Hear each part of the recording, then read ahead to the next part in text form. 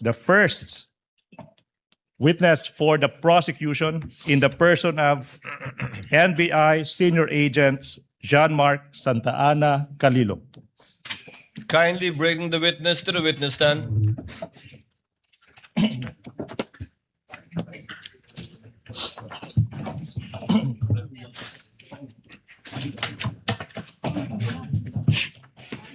Please remain standing. Clerk of Court is instructed to kindly administer the oath to the witness. Please raise your right hand. You, John Mark Calilong, I, John Mark Calilong, do swear who swear that the evidence you shall give that evidence that I'll give in the case now pending is in the case now pending between the Philippines in the Philippines and Vice President Sara Zimmerman Duterte and Vice President Sara Zimmerman Duterte shall be the truth, shall be the truth, the whole truth, the whole truth, and nothing but the truth. and nothing but the So truth. help me God. So help me God. Your witness, counsel.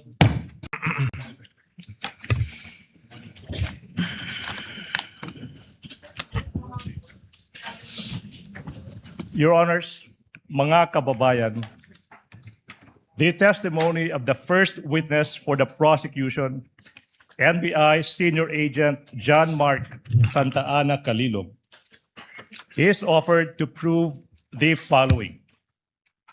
Number one, si Agent Jean-Marc Calilong ay isang senior agent of the National Bureau of Investigation. Number two, he is well-trained and experienced in the field of digital forensic examination, having undergone extensive training in the field, making him competent in identifying, preserving, collecting, and authenticating digital evidence. Pangatlo, si Agent Calilong ay bahagi ng NBI Cybercrime Division Team na inatasang mag-imbestiga sa mga pahayag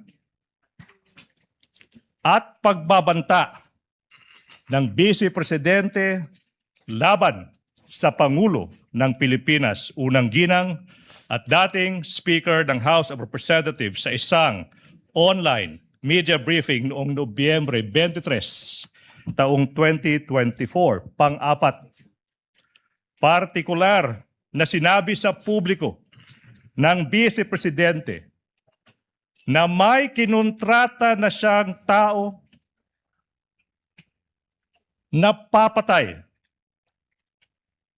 papatay sa Pangulo, unang ginang at former Speaker ng House of Representatives. At ito ay nakatatak na sa kasaysayan ng ating bansa bilang unang pagkakataon ng isang Vice Presidente ay nakipagkontrata sa isang mamamatay tao upang patayin no less than the President of the Republic of the Philippines. Panglima. Your Honor, may I object? Is this a speech or an offer? Your Honor, please, with all due respect to counsel, For the prosecutor may proceed. it should not be a May I Okay. register my continuing There's objection? no proper ground. This is offer of testimony. Please hold your horses. Number 5, the public statements and threats of the Vice President were publicly live streamed and captured on video. Number 6, Agent Calilong is a designated agent on case for the investigation. Number 7, as agents on case, Agent Calilong personally conducted and participated in the cybercrime and open source investigation relating to the subject video and related digital recordings. Pangwalo, sa takbo ng open source investigation na pag-alaman ng NBI na ang Vice Presidente ay nagpahayag din ng iba pang kahawig na pananakot sa buhay ng Pangulo. Kasama na ang sinabi niya sa publiko na minsan naisip niyang pugutan ng ulo ang Pangulo ng Republika ng Pilipinas. Number 9, in the course of the investigation, Agent Calilong duly identified, preserved, collected, and authenticated the subject video and other related digital recordings.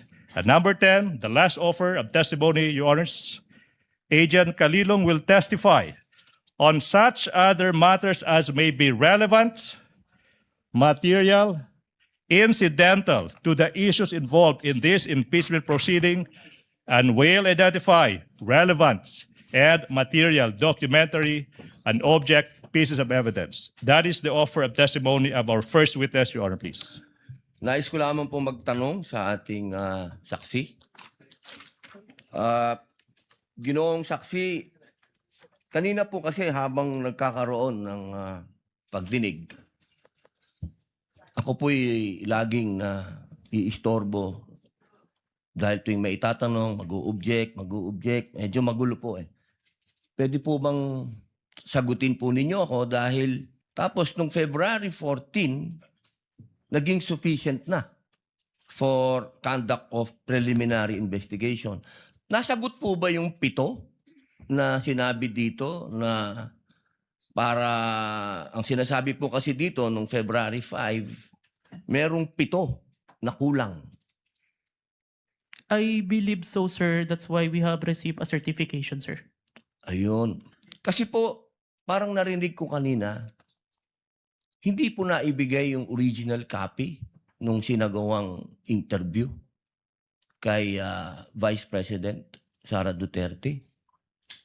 Yung original po na kopya, kung sino po yung nag-record. Wala po kayong affidavit? Meron po ba kayong affidavit na nakuha nyo?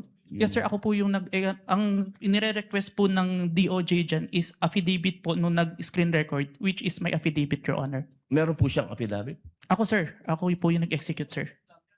Kasi Hindi ang- po yung mismong tao? Yes po. Ang hinihingi po kasi ni DOJ is kung sino yung nag-screen record through OBS, sir.